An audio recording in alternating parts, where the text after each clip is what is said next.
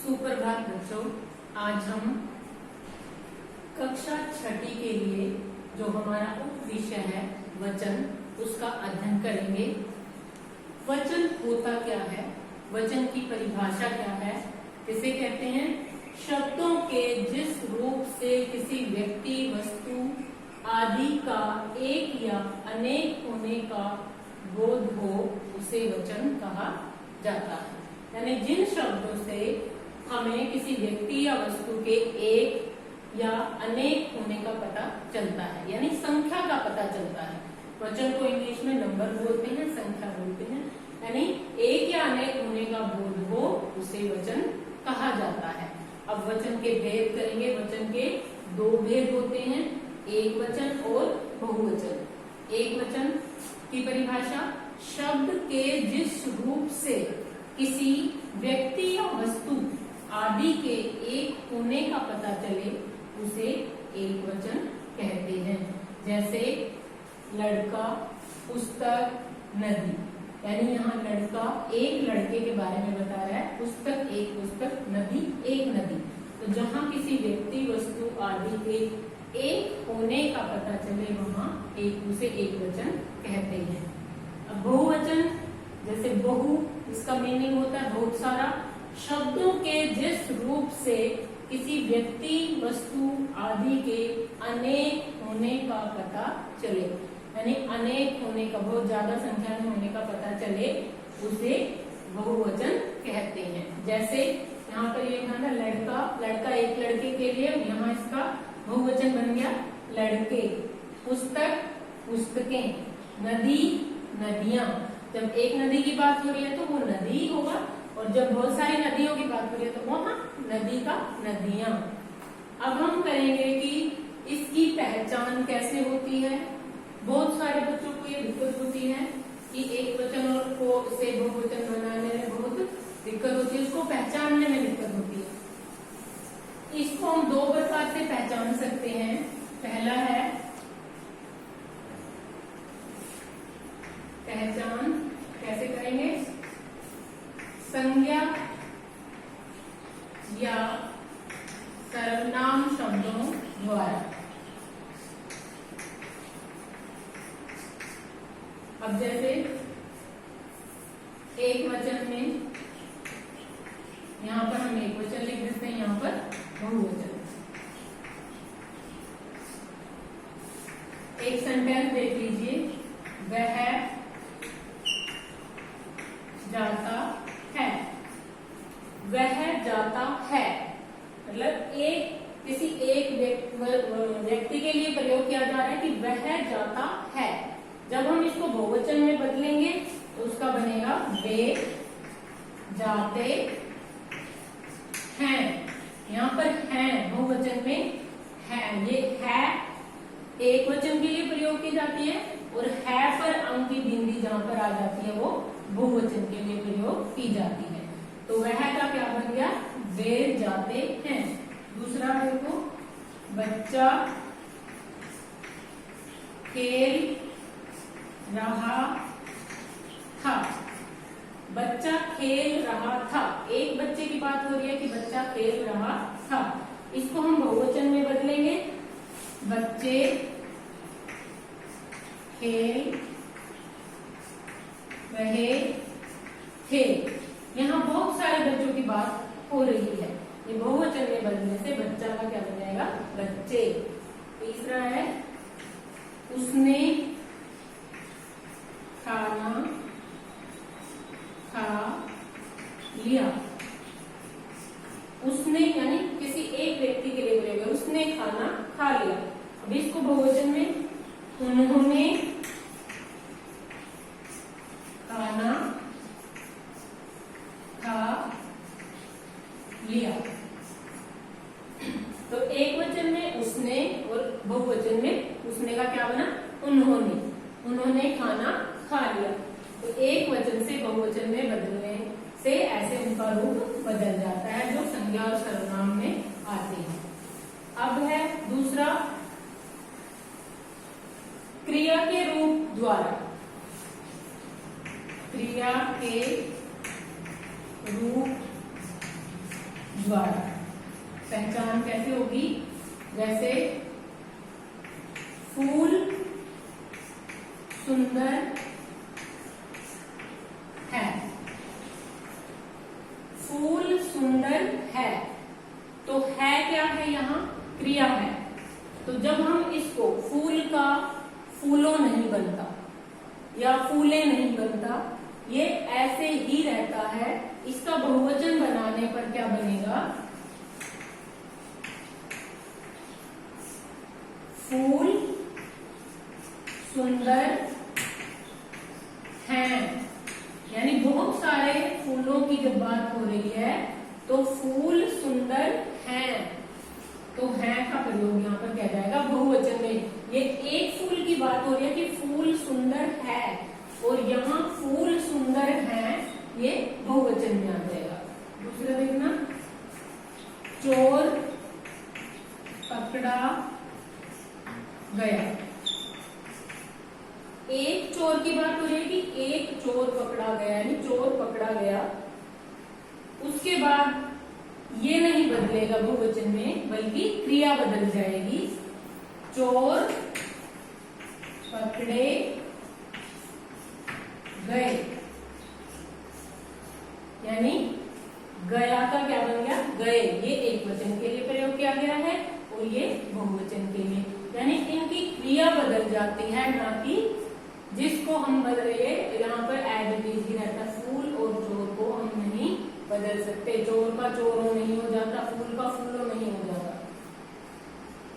अब हम करेंगे कि कुछ महत्वपूर्ण बातें होती हैं जिसके द्वारा हम बहुवचन और एक वचन की पहचान कर सकते हैं कि कहाँ पर हम एक वचन का प्रयोग करते हैं और कहाँ पर हम बहुवचन का प्रयोग करते हैं।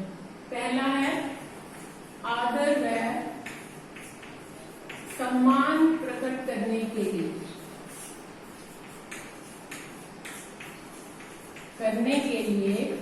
हम चाहे वो एक व्यक्ति के लिए हो, एक वचन में हो, लेकिन आदर, उसको रिस्पेक्ट देने के लिए, आदर व सम्मान देने के लिए उसका हम बहुवचन में लिखते हैं। जैसे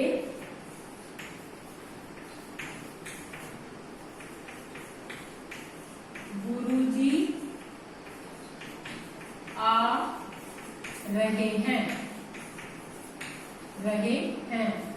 जबकि हमें पता है गुरुजी आ रहे हैं, गुरुजी केवल एक गुरुजी आ रहे हैं, लेकिन उनको आदर व सम्मान देने के लिए हम वहां पर उनका हैं जो बहुवचन में प्रयोग किया जाता है उसका प्रयोग करते हैं कि गुरुजी आ रहे हैं।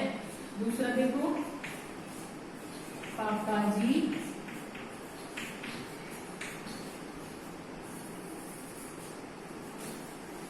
दिल्ली गए। अब हम पापा जी के लिए गए का प्रयोग कर रहे हैं जो बहुवचन में प्रयोग किया जाता है, लेकिन हम उनका आदर, उनको सम्मान प्रकट करने के लिए ये नहीं बोलते पापा जी दिल्ली गया, नहीं, ये अशुद्ध होता है। रिस्पेक्ट देने के लिए, सम्मान देने के लिए हम उनको यहाँ पर बहुवचन में प्रयोग करते हैं, पापा जी दिल्ली गए। अब तीसरा उदाहरण देखिए, शिवाजी वीर थे। शिवाजी एक व्यक्ति था जो महान शिवाजी था, यानी वीर थे वो, उनकी विशेषता बताई गई है कि वो बहुत वीर थे, उनके समान और कोई नहीं है। तो थे ये बहुवचन में प्रयोग किया जाता है, लेकिन आदर और सम्मान प्रकट करने के लिए हम एक वचन के साथ बहुवचन का प्रयोग करते हैं, यानी एक वचन का यहाँ पर प्रयोग नहीं होगा, बल्कि उसको बहुवचन में ही लिखते हैं। दूसरा है हमारा शिष्टता या व्यवहार। शिष्टता या व्यवहार में, शिष्टता यानी कि किसी के साथ अच्छा व्यवहार करना, उसके लिए हम किसी के साथ तू कहकर बात नहीं करेंगे, वो अशुद्ध माना जाता है, वो शिष्टता का व्यवहार नहीं होगा।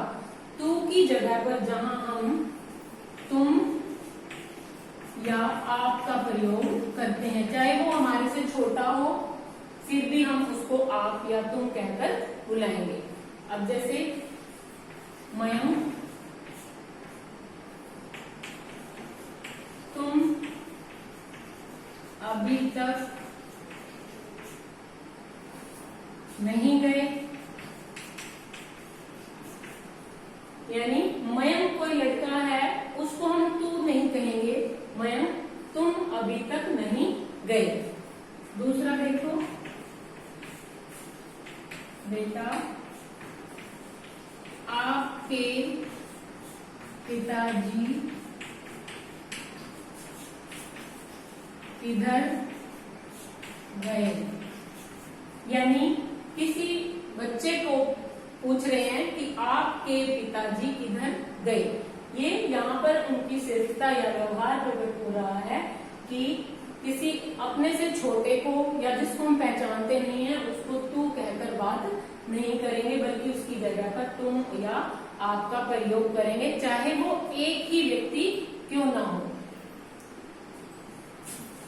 तीसरा है हमारा बड़प्पन प्रकट करने के लिए, बड़प्पन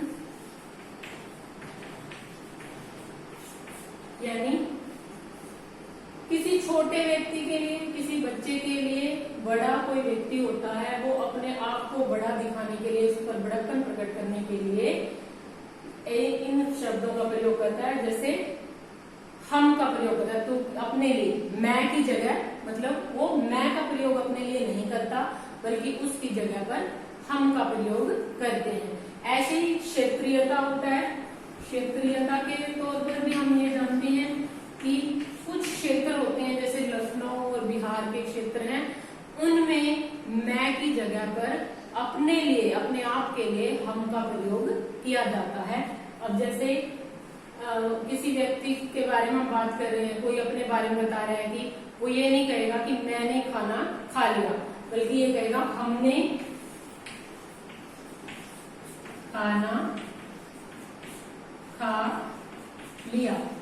जबकि वो अपने बारे में बात कर रहा है, अपने बारे में एक व्यक्ति के लिए बात कर रहा है, वो मैं की जगह पर हमने का प्रयोग कर रहा है। हमने आपको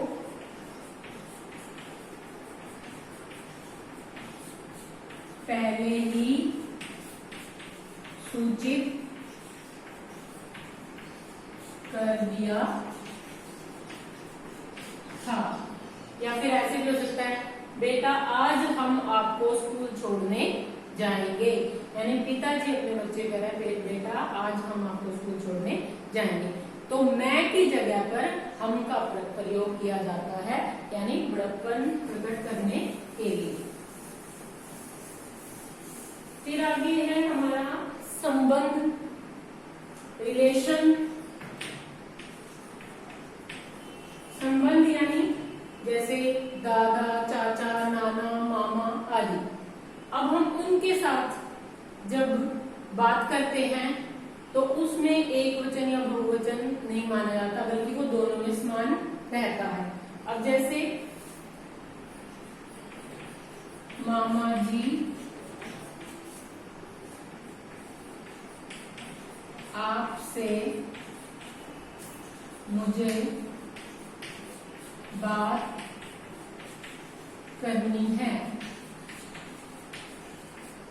चाहे वहां पर 2 या 3 मामा जी बैठे हों, तो वहां पर अगर सभी के साथ बात करनी है तो वहां पर ये रहेगा मामा जी आपसे मुझे बात करनी है। मामा जी का मामा जियों नहीं बन जाएगा या मामाओं नहीं बनेगा, वो ऐसे ही रहता है, यानी दोनों में एक समान रहता है। आगे है हमारा जैसे धातुओं के नाम के साथ, धातुओं के नाम भी समान ही रहते हैं। जैसे धातुएं कौन कौन सी होगी, जैसे सोना, चांदी। अब इनके उदाहरण समझिए कि जैसे हम लिख देते हैं कोई भी, मैंने सोना खरीदा। अब चाहे उसने थोड़ा सोना खरीदा है या बहुत ज्यादा सोना खरीदा है, तो सोना ऐसे ही रहता है। तो उसको सोना ऐसे जैसे चांदी है, चांदी सस्ती हो गई, मतलब चांदी का भाव सस्ता हो गया, चांदी का चांदियों नहीं बन जाएगा, तो वो ऐसे ही रहता है। ऐसे ही जो द्रव्यवाचक होते हैं, घी, तेल आदि, इनके साथ भी ऐसे ही प्रयोग किया जाता है। घी का घियो नहीं बन जाता, तेल का तेलो नहीं बन जाता, चाहे वो कितनी भी मात्रा में, कितनी भी क्वांटिटी में वो खरीदा गया है, जिसकी हम बात कर रहे हैं। फिर होता है व्यक्तिवाचक संज्ञा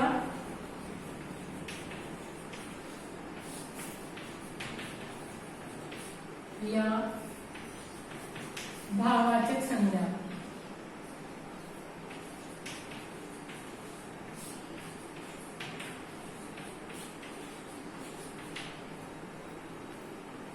संज्ञा में एक वचन का ही प्रयोग किया जाता है।